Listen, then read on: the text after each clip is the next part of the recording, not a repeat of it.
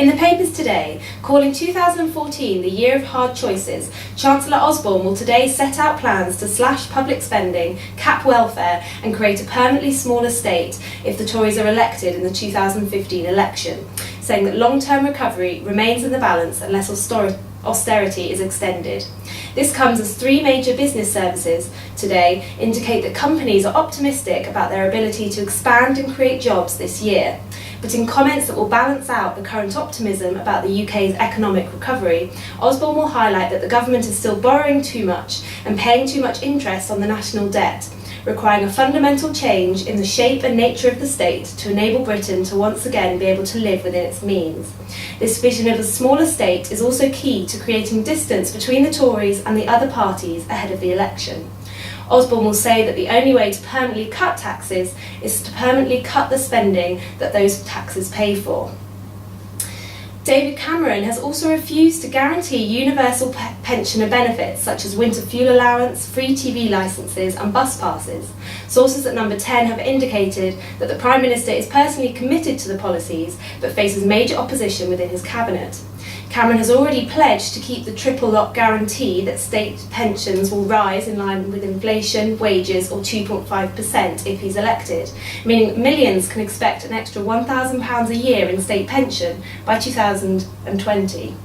But pensioner groups say this is worthless if energy prices keep on soaring. The National Pensioners Convention said that the current £110.15 a week is the second lowest in the developed world after Mexico, arguing that add-ons are essential as British pensions don't stretch far enough to cover travel on public transport or to heat homes. In property news today, the rising cost of commuting to and from London by train is eating into the mortgage savings made by living in popular commuter towns outside the capital, according to Hart. The estate agents revealed that on average about half of the savings made by living in places such as Cambridge or Leamington Spa are lost on train tickets. The average mortgage saving by commuters was £10,799, compared with the £5,160 price of a season train ticket. Chief Executive Paul Smith warned that people need to factor in the spiralling cost of commuting to London, which may ultimately discourage people from moving out. Business leaders have also hit out at Labour's plans to end the UK's chronic dependency on low-skill, low-wage labour from abroad, as Ed Miliband vows to prevent companies from abusing loopholes in EU employment law to hire foreign workers through agencies at cheaper rates instead of hiring British job seekers.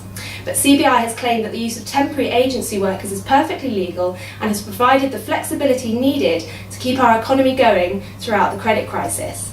The Recruitment and Employment Confederation also said that agency workers gain all the benefits of permanent employees, including maternity leave and statutory redundancy pay, despite Miliband's view that they are locked into a dangerous cycle of low wages, low skills and insecure jobs.